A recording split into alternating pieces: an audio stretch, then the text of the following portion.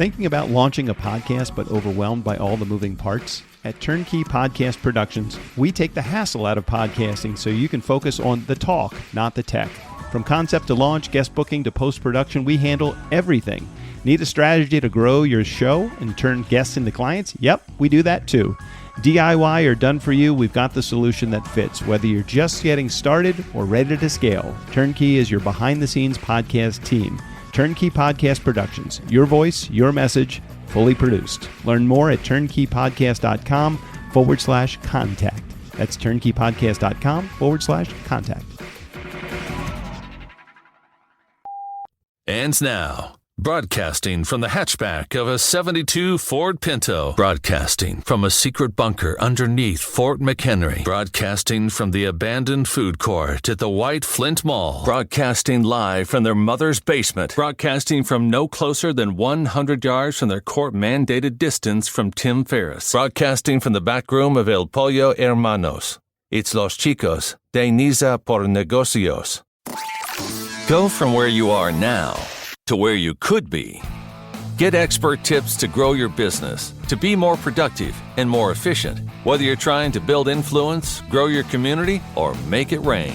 Best-selling author of Nice Guys Finish First, Doug Sandler, can lead the way. The Nice Guys on Business is produced by Turnkey Podcast Productions.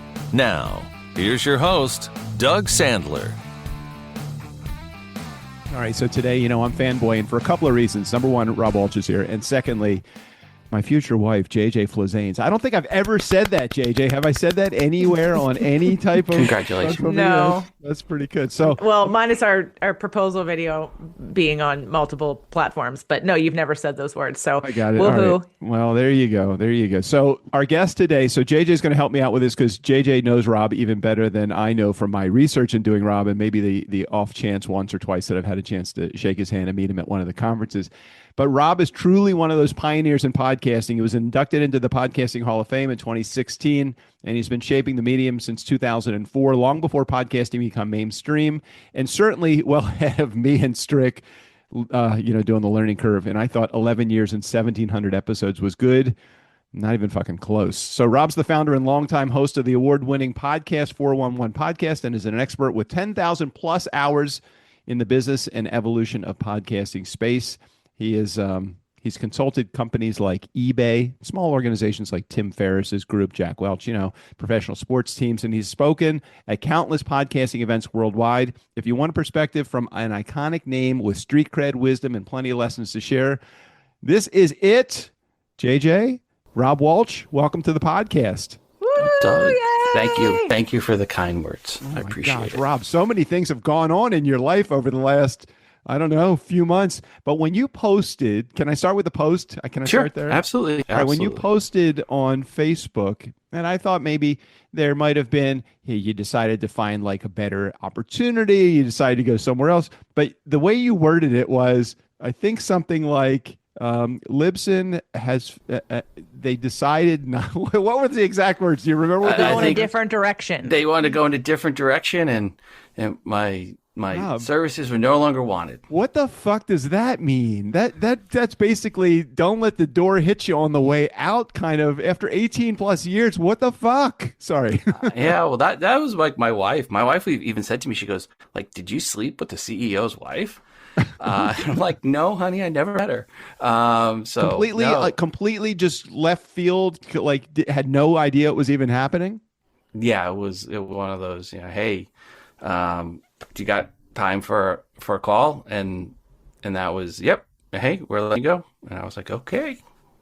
So did you say why? I mean, I'm sure you did. I'm sure all the questions came up, but why? What direction do they fucking want to go? I mean, how much more of a direction can you go than Rob Walch? I'm not going to speculate too much on what direction they're going. I know which direction I've been going.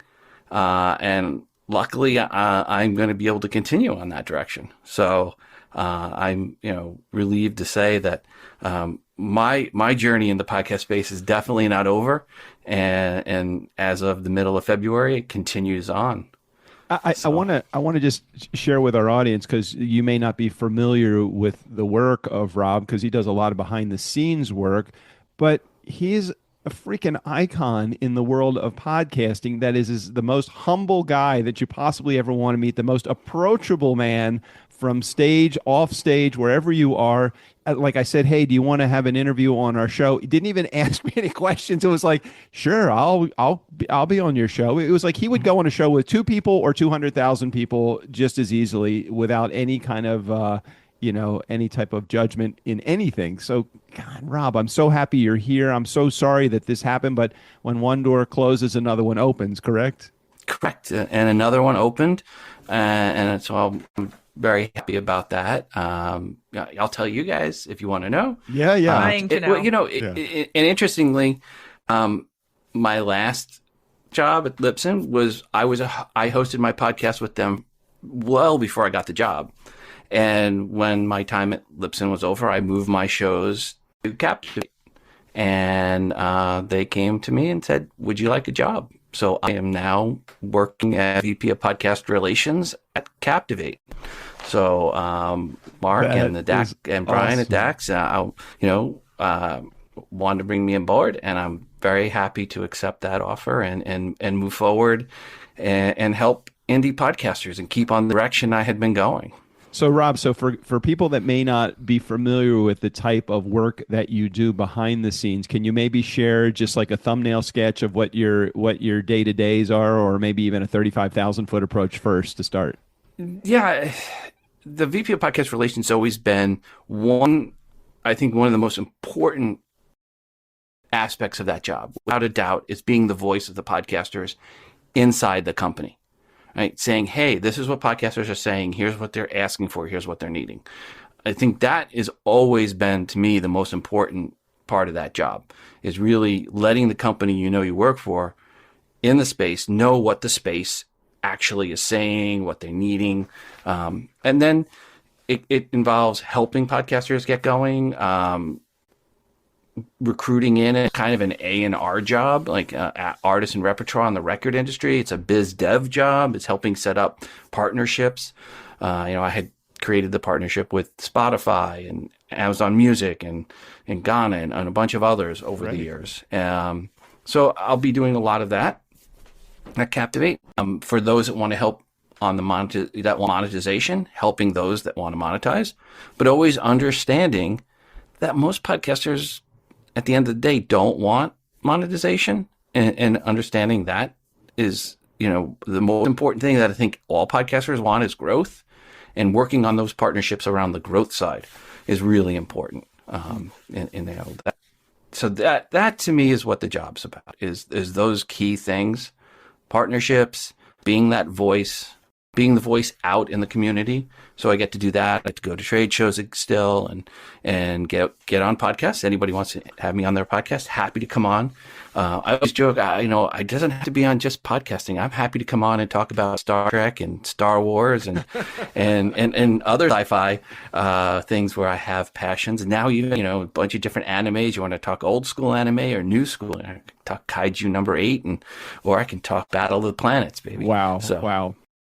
All right. So as the customer facing side of any organizations that you work with, you get to be, the reputation of your previous employer was, all I saw of them was you. And when you take you out of the equation, I'm like, well, okay, well, what incentive? I know there's a service behind Rob Walch. I know that, but you were always the face of that business. So are you okay with that happening again? I mean, is that what you're looking for, is to be you're representing that Captivate now. So that's kind of where it's going to be. I'm very happy to do that. I mean, I'm going to be one of many faces. I mean, Mark to me is still the face of Captivate. I'm just going to be the person that goes around to a lot of the different trade shows in the US that Mark couldn't get out to. So I'm just, one of the faces that are at Captivate, and hopefully you'll have a few others, and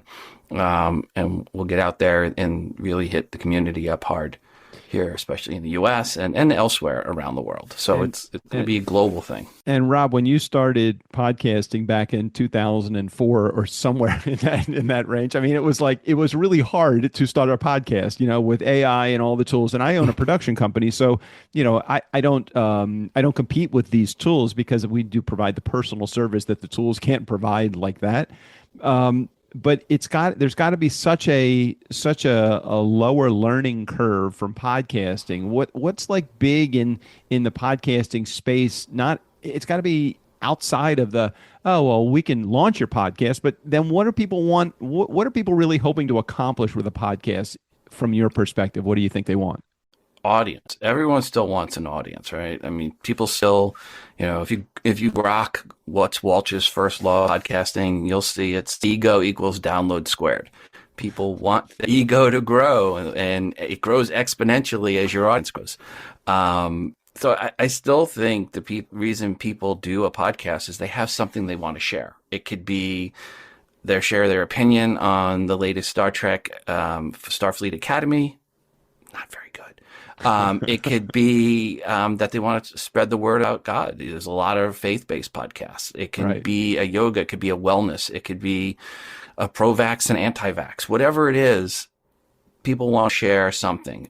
Sometimes people do it because they want to have a roundtable and interview it. Maybe they want to learn about a topic. A lot of people forget podcasting is a great way to learn about a topic. Go interview experts in a field, and you'll learn that topic tenfold than if you used to try to go and do some research on your own. But you have a podcast, just launched a new one called Space Business 411, and that I'm interviewing people that are at the head of startups in the space.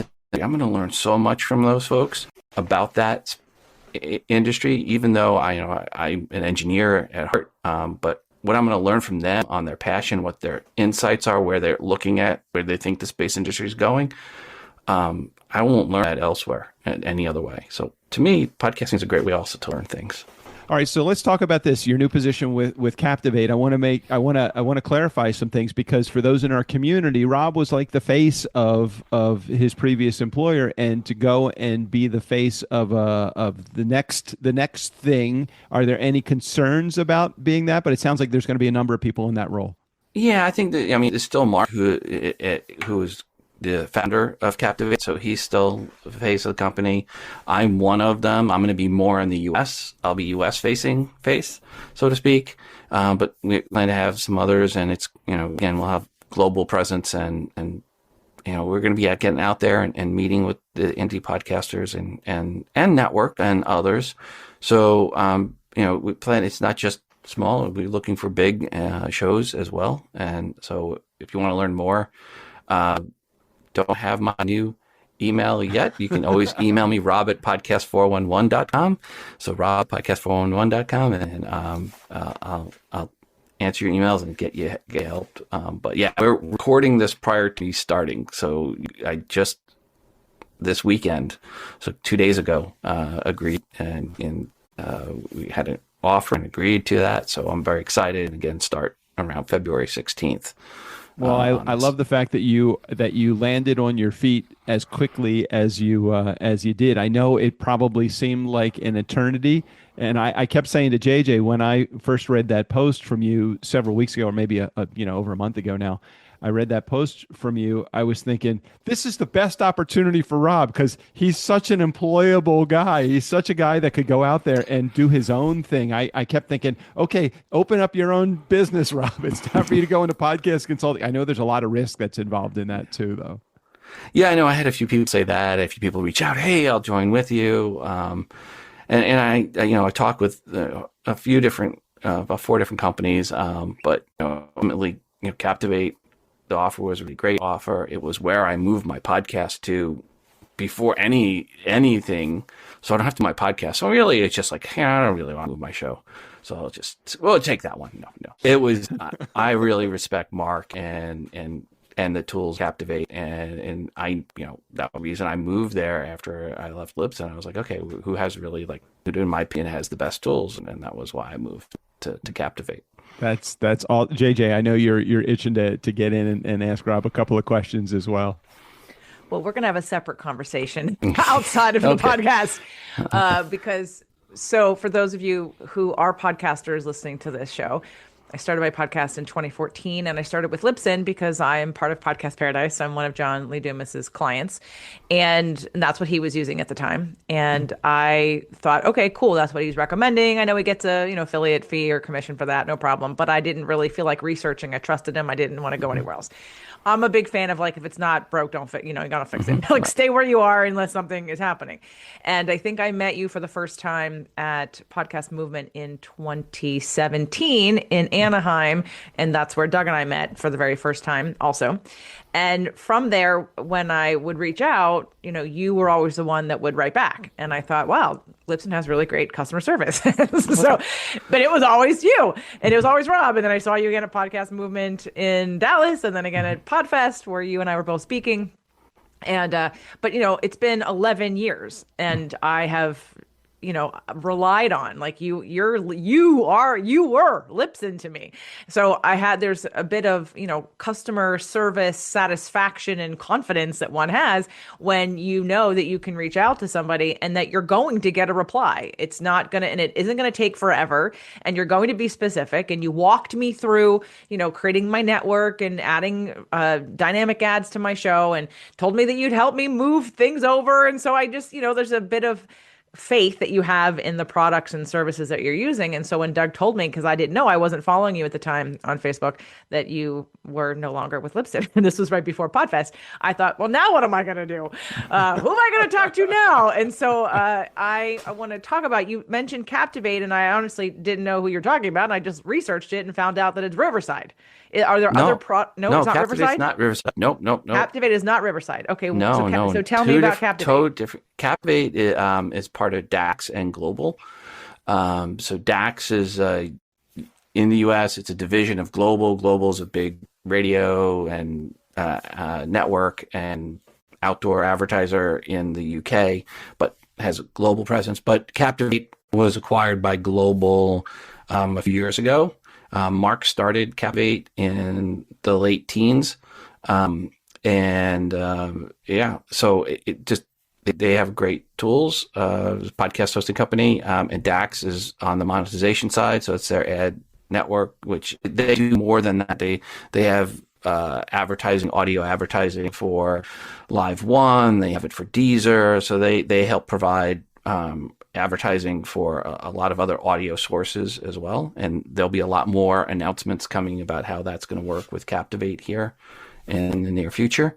I don't want to get ahead of myself on that. I'm curious, Rob, like you see all of these new podcasters getting started and wanting to launch a show and all the enthusiasm. And then you see the number of podcasters that hit that pod fade number episode, which is number 12. And, so that's why we have a 90% fail rate in the podcasting space, if not more than that. Like lend an encouraging word to somebody that's new in podcasting and share with them, like, okay, here's what you need. Here's reality. Here's what you really need to think about before you even hit record or put that show art together. Well, one of the things people get afraid of is they hear 2.7 million or 4.5 million podcasts and they feel like, oh, I can't enter the space. It's too late. It's too late to the game. The reality is there's about 400,000 podcasts that are active, have 10 or more episodes, and have released something in the last 90 days. And even if you take out the 10 or more, it's less than 500,000. It's like 460,000 that have released something in the last 90 days, regardless of their size. But here's the thing that a lot of people don't realize, that 400,000 really is like 380,000 that are 10 plus and something in the last 90 days. It hasn't changed in 5 years. Wow. That's the level it's been for the last 5 years. Yeah. That's not a very large number. I mean, that's significantly smaller than the hundreds of millions of video people that are uploading video on a regular basis to YouTube. And there's more time in the day to consume audio than there is any other medium, whether you're reading, listening, or watching. Listening, you can multitask. So there's more opportunity to get your message out and there's less competition. And if you're doing video, I would try to tell podcasters when you're launching first, just launch with audio, see if it's really a topic that you are interested in and passionate about and can get past that 10 episode mark. Later on, you can add video. But initially, just start with audio. A lot less competition. Video, you're competing not just with other video podcasters and YouTube. You're competing with the NFL, the NBA, Major League Baseball. You're competing with Netflix and Hulu and HBO Max. You're competing with video games, right? So I say start on the audio side. That's what I say to people that are starting. Start on the audio side. Figure out what you want to call your show. The title is so important. People mess up on the title all the time. They try to be cutesy. Oh, the Cheese Doodle podcast. Are you talking a podcast about Cheese Doodle? No, it's a comedy podcast, but we like Cheese Doodles and sometimes do video games. Yeah, but people aren't going to search for that. Put in the title what people are going to search for. Make your title kind of boring, right? I'm doing a new podcast. I mentioned it earlier, Space Business 411. Well, anyone want to guess what that's about? Pretty self-evident. I'm not being cute. It's not about cheese doodles. It's about the business of space, the space economy. Why did I choose space business over space economy? Well, because Google, I went to trends in Google and it told me that more people search for space business than space economy. That was my choice when I got it down to 2 titles. Use Google Trends, pick a title that people are actually searching for. And go from there. But that's what I say, just get started. Start with audio. It's so easy. You're right. It's so much easier today than it was 21 years ago. I've seen Rob present twice, I think. Yeah. Most recently, Dallas in August of 2025 and PodFest this January 2026. And I know, Rob, you always offer your slides to everybody who comes to the presentation, but I might want to encourage you to record or grab the recording of your presentation and then offer that to people who are listening as a lead generation for you, not to sell it, just because all of the data that you have is really important and really good. And you're not necessarily going to present it every single time you're on a podcast, but a lot of people want to know it. And you usually update your slides to the most, whatever is current, especially with the numbers of the podcasts that are out there, which is important for us to know.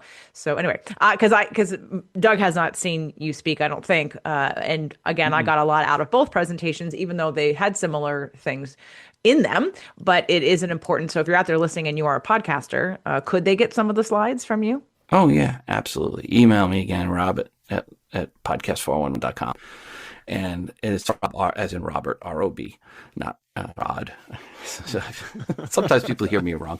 But yeah, no, I'll send them the slides from the last couple presentations I've done. I'm happy to send the one from PodFest that I just did. I always make my presentations available as CC BY-SA, which is Creative Commons, basically share and share alike with, I try not to hold data. I want people you can go ahead and share it. It's just as long as you give me attribution, I don't care. Rob, you've had a chance to consult with so many heavy hitters in the podcasting space. Like, fall in love with any of them?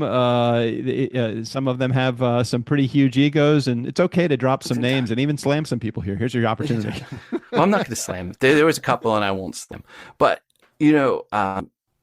I got my MBA from UConn in 2004. So from 2000 to 2004, I was going to UConn to get my MBA.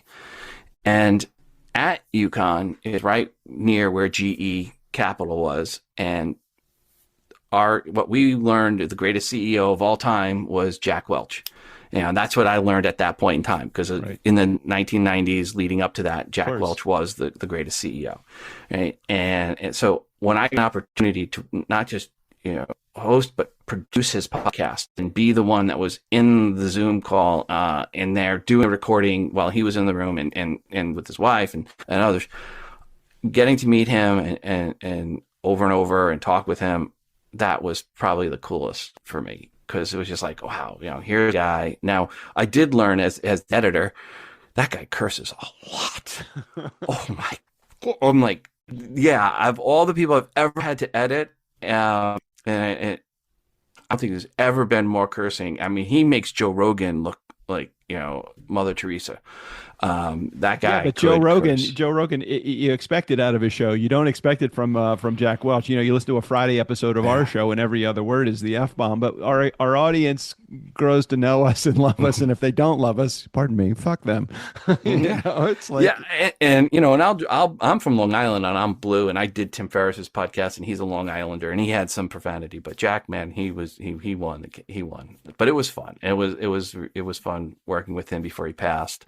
But I'll probably say that's probably one of my warmest memories, just getting to work with him and learn from him and hear him speaking, and especially when it was quote unquote off mic, off camera, which some of the opinions he had on some of the people up there was pretty funny. Some of the things I wasn't allowed to use. Yeah. Well, I've seen your guest list and listened to several episodes of Podcast 411, and you have the icons in the podcasting space and their producers on the show as well. I think about all of the let's call it the free coaching that I have gotten from folks like Gary Vee and Grant Cardone and Ariana Huffington and some of the big names that I've had a chance to talk to. But the laundry list of your A-listers is incredible. You've got to have so much knowledge and wisdom that have been imparted to you from them, and probably reverse. You've imparted some wisdom upon their world that they wouldn't be where they are today as a result. How does that make you feel? It's got to be good. Oh, it is. I mean, I was just, before we got on to this, I was doing some editing for my next episode, which would be, it'll be a few episodes ago by the time this comes out, but episode 239, which was with Brendan McDonald, who was the editor and producer of the WTF podcast from Mark Maron. Wow. So, we got to get a little geeky behind the scenes, talk about him using Adobe Audition and how he was able to get pretty good audio sound at a 56 kilobits per second bitrate. And I always considered him like, what he did and how well he made Mark's podcast sound at 56 kilobits when you kind of needed to be at that bit rate so that it would stream on an iPhone. And he sounded better than what other people were doing at 128. And so I always consider him, out of all the people I've met over the years, pretty kind of almost like a magician of what he was able to do on the audio sound. And then I had Steve Stewart on recently, Dave Jackson, and I'll have other producers on here in the near future that, I've learned from them over the years. I've learned from a lot, in the early days of podcasting, I was interviewing people that had been doing it just as they had started back in the early days, and we were all trying to figure it out. So we were all trying, it was more like a support group than it was anything else from the early days of the show. Like, hey, did you figure out how to do this? No. Did you figure out? No, darn. Okay. Figure it out. Let me know. And the first 29 or so episodes of my podcast 411, I took down because the audio quality was so bad because I hadn't figured out the key things yet.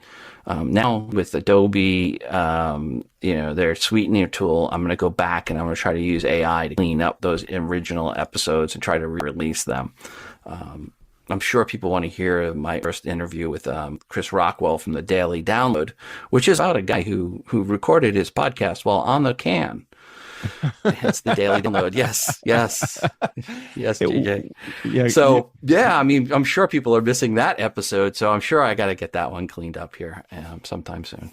Well, I'm interested in hearing our episode that I did on your show. Yes, that's coming out. Yep, I've got that one. I recorded 6 interviews while I was at Podfest, so I'm looking forward to get those out. Well, I'm curious about the device that you used. I want to see what it sounds like. So for me, more than anything. What were you using, Rob? What'd you use? I used a Rode lavalier dual lav mic, which is really nice. You just plug it into your iPhone, and so the whole setup basically fit in your pocket of your pants. So your front pocket's phone, the other front pocket is the Rode, which is about yay big. And this thick. Is that just a little bit bigger than the iPad? I'm looking at some of the wireless stuff. Is it like their Rode Wireless Pro or their Go 3 or which? Because that's a really cool, and for like $300 or less. This was $99. So this was Rode Wireless microphone kit. Yeah. It sounds like for $99. Yeah, just two mics. Oh, It it came in a plugs little into. box. I mean, Yeah. it was like a little compact. It was it's smaller than a phone. If you It want to was- do an edit point, I'll go grab it and show it. Yeah, go ahead. Yeah, we got enough editing to do here. That's fine. I'm looking at it right now. It looks pretty cool. It plugs into the bottom of an iPhone, it looks like. And then it's got two yeah, Someone's I'm earning their keep in post-production. yeah, totally. It looks like it's got a thing that plugs into the bottom of your phone, and then it's got two yeah, let me see that. Yeah. So I'm so ready to hear how it sounded. And this just plugs in to your phone. That's it. And then your microphone's just lapel mics with the There's two lapel mics. unidirectional top on it. It looks like. Yeah, and I labeled one. If you want to just use one to record, just yourself, found this is the one I needed to use when I'm because this is the one that has the preference on the channel, how I have set up for GarageBand. So if I just want to click it up to my, if I want to plug it into the laptop, then I use one of the mics, and that's the one I use. So I put a little label on it to remind me which one. I'm gonna order that. It's a turnkey expense. We're gonna have one. We're gonna 90 again. It was like $99. So I see it. I see the exact one. They have it in black, red, orange, blue, or white. I picked red for two reasons. One, it matches my phone case because and two, here's it up here. Yeah. I'm a Flyers fan. There we go, in red. But second, when you put this on someone, red stands out, and they don't walk away with your mic. Although I walked away from you, leaving my conference bag up there, and I had to go back up and find it. Ooh. Question, because I have an iPad that is connected to, I have Wi-Fi and cellular. Will it work on an iPad? If it is USB-C. So it has to be the USB-C, not the Lightning port. But they do. I'm looking at it too. They do have a Lightning version of that Rode wireless microphone kit. Would it work on my burner? Do I have to have it on? Because no, this is Doug's phone that I use as a burner phone, and it works in the house because it's connected to Wi-Fi, but it won't be on Wi-Fi when I leave the house. It depends if it's a Lightning or not, and doesn't matter if you have a connection. You can go. Matter of fact, I always put my phone into airplane mode whenever I'm recording. Oh, okay, then it would work. Yeah. And this phone has nothing on it, so it has a lot of space. I don't know. It's got a lot on it, JJ. It's just behind a paywall. You don't know about any of that stuff. Okay. Sorry. Well. No, I always recommend anytime you're recording on your phone, you put it into airplane mode in case somebody tries to call you. That's very cool. And notifications. It was pretty cool. So I'm excited to hear my episode with you because there were ladies talking behind us. And it kind of, it was quiet for a little while, and then it kind of got, a little louder, and then it kind of got quiet again. So and of course we're at a conference, so I don't expect it to be, the best of the best because we're not in the sound studio. But I'm very curious about that little device that you have because I'm speaking at USC next week. Annika Jackson invited me to come talk to her class, and I just asked her if we wanted to record some of the class as a podcast. So, Doug, if you get that now and it arrives before next week, I can take it with me, or I'm taking our regular equipment to record a podcast during the class. This is the coolest thing. I'm just looking now at Amazon. Rob's got me going down this rabbit hole now. They got him to have a bunch of other options too. And so, Rob, you have the USB-C version, right? Is that what I saw? Correct. I have the USB-C version. Matter of fact, Glenn the Geek, after I interviewed him, he went out and bought one. And then he used it at a conference, and he emailed me after the conference, said, "Oh, this was great. It worked great." So is that because and I've listened to a couple of the recordings just initially, and they sounded good. So, but yes, we had some talking in the background of ours, and I haven't listened to that part of them yet to see. But the initial audio quality sounds good. But you have a non-iPhone phone. Is that what I'm? I have an iPhone. Here? No, I have an iPhone. So I have a USB-C. So I have an iPhone 17. Oh, right. I have a USB-C. No, yeah. I don't know what I have. If you have a 16, no, come on, I have an 11 or a 15. Okay, I was gonna say 11 is Lightning. He'll buy 5 cars, but he won't update his damn phone. They're all classics. I finally updated this year because I had Lightning, and I updated because I wanted to go to USB-C so that I'd have all the neat gadgets that I plug into it. So to get a $99 microphone, I got to fucking spend $1,000 on an iPhone. Well, it's either that or you carry around, the Marantz. That's what we have. Right, I've got the Marantz, and I was thinking, okay, I'm going to bring the Marantz with me, and I'm like, and two SM58s, or I could just do the lav mic. And I said, I'm going to do the lav mic. It was cute. Okay. It was cute. And I've recorded and we've recorded in places where there's, people and background noise. And so that's not the problem. But I am curious to hear the sound quality, and it is really cool. And I'm happy to test it out, Doug Sandler, if Turnkey would like to buy one.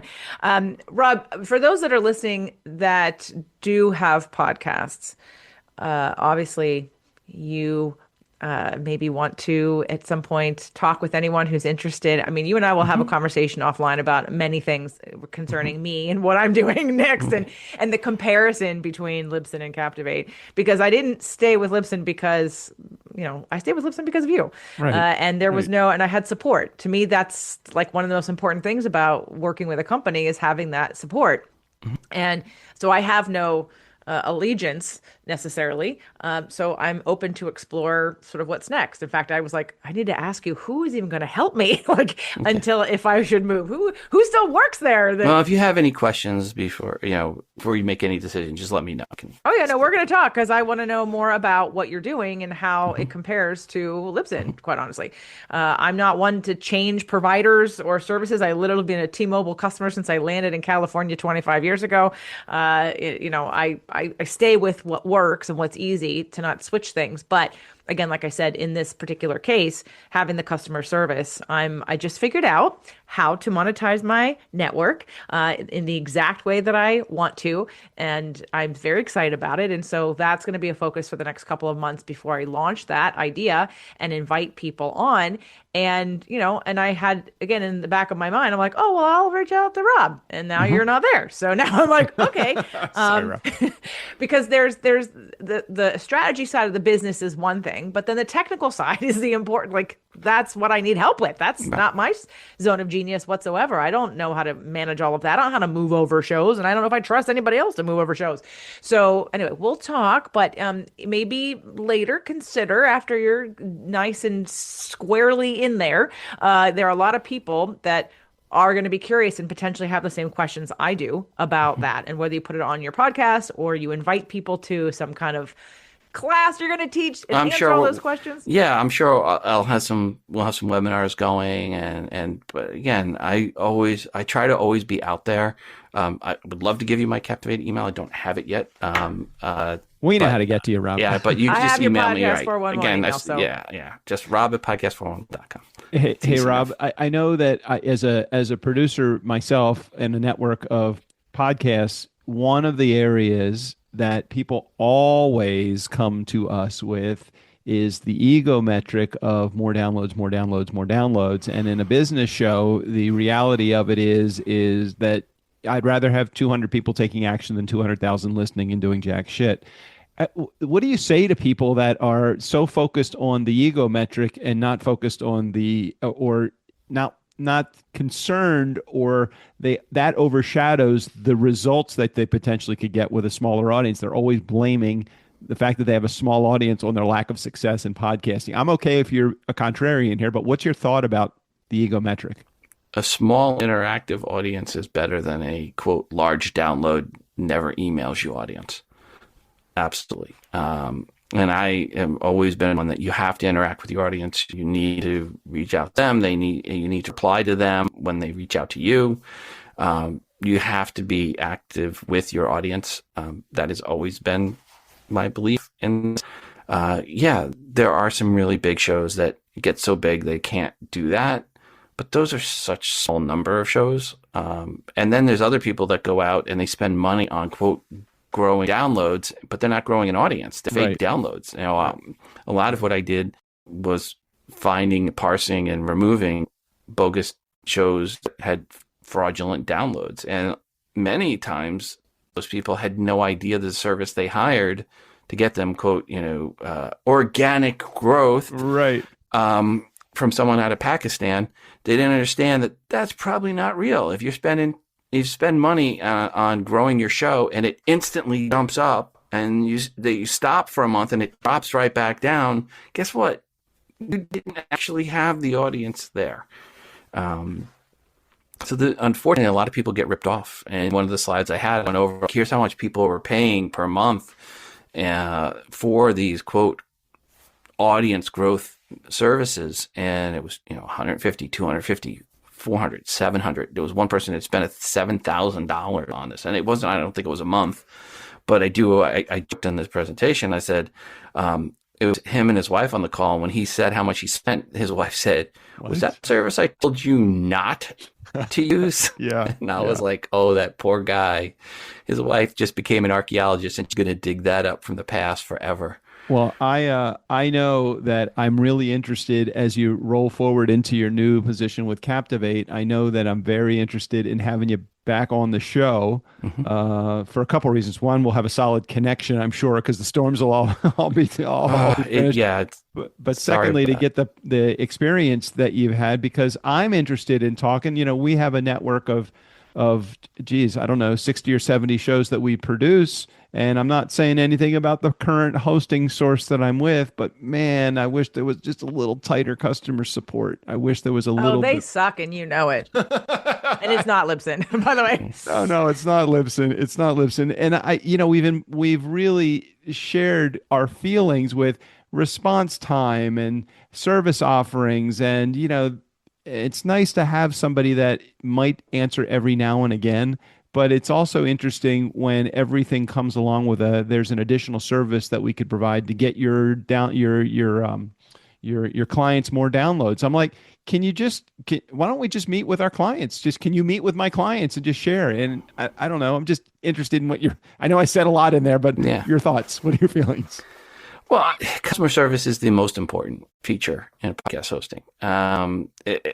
Because at the end of the day, most people don't transfer every day, right? So they don't know how to do the transfer. They don't know if something goes out Apple. They don't know what's their fault. Is it Apple's fault? Right. If they upload a file with the artwork not quite right and it causes an issue, if they upload the file and it was encoded wrong and it causes an issue, they don't know why it's happening. And a lot of times they don't even realize that they even change how they're encoding. So there's so many little things that pop up in podcasting. It's not simply posting a blog post. It's not uploading to YouTube. There's so many people. There's so many services that interact with your RSS feed that anything can go wrong. Putting in ... that you copy over from a Word document can break an RSS feed. Right. I mean, it's little things like that. And that's why, having a good host where they have customer service that communicates with you is really important and gets back to you and is patient with you. And most people just want to hit record, hit stop, export and upload and be on to the next thing. And that's where your podcast host has to help you with that. Save time. I always joke, there's 3 different types of features. There are features that save the podcaster time. There's the features that help them grow the show, and there's the features that help them make money. And usually people have a lot less time than they have anything else. So you really have to work on the ones that help them save time. Right. And then everybody wants growth. And then finally, there's a smaller subset that wants monetization. And if you can create a tool, any tools you create have to, in the podcast space, address one or more of those 3 items, in my opinion. And so, JJ, before we wrap up, any final words that you want to say to Rob, or any question that you want to ask? Well, I'm thinking in terms of the listeners of the show, some Fuck them. takeaways. Come on, fuck them. Sorry, I'm a community-based person. I love my community. After 11 years of building this podcast, those that are in our community that are the true and allegiant fans, they know the fuck you comes with love. Let me just make the translation for those of you that aren't podcasters. So customer service is the most important aspect of your business, making sure that you are there attending to the people who pay you and that you make their lives easier. That's why they pay you.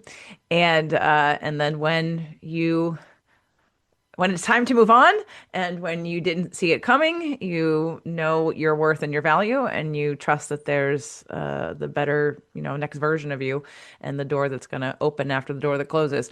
So now, in terms of the specifics, we're going to learn more about that at a later date. Yeah. I'm going to learn more about that sooner than later, though, about the differences. And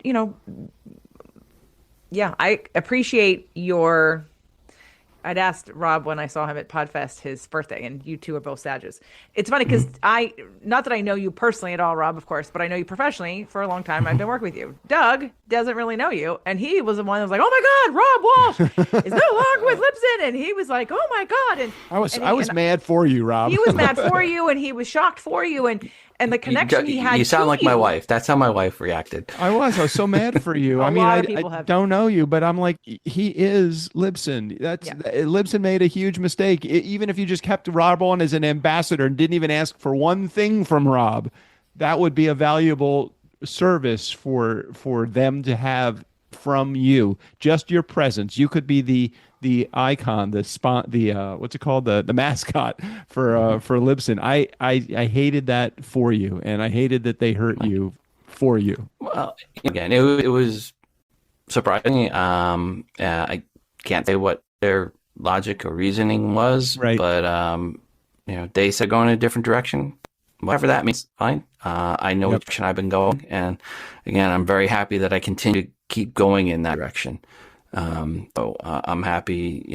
Podcasting is a community, and I want to be with companies that understand that podcasting is a community, and I am happy to be at one that definitely gets that now. Well said. Well, Rob Walch, thanks for sharing your journey with us. We're excited to take the next step with you and see what the journey actually how it unfolds in this next chapter that's coming up. Thanks for being on the show today. Doug, JJ, thank you so much for your time today. Thank you for having me on. Hey, nice guy community, never underestimate the power of nice or the power of a good FU and F-bomb every once in a while. Okay, special thanks to Rob Walch. All of his information, including access to his email, his old email, or maybe even his new one, because he'll be there by the time this one airs, will be in the show notes. Steve O'Brien, go ahead and take us out of here. For the nice guys on business, I'm Steve O'Brien. And may the force be with them. They need all the help they can get.